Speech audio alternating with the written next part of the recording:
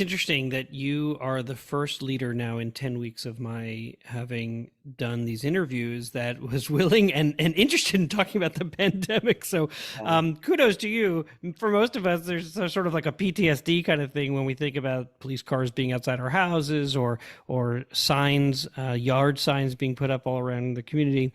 Because to your point, communities were absolutely split on what was the best way to go. And every one of us was trying our very best to kind of figure out how can I provide an excellent education for children where they feel valued and honored and connected to school.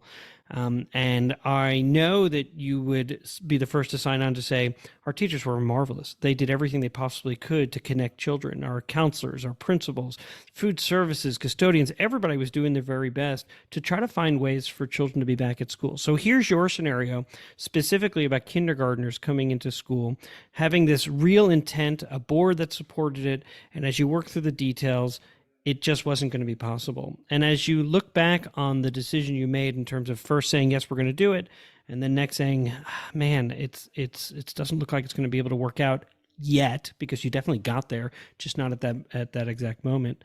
What would you say was overlooked?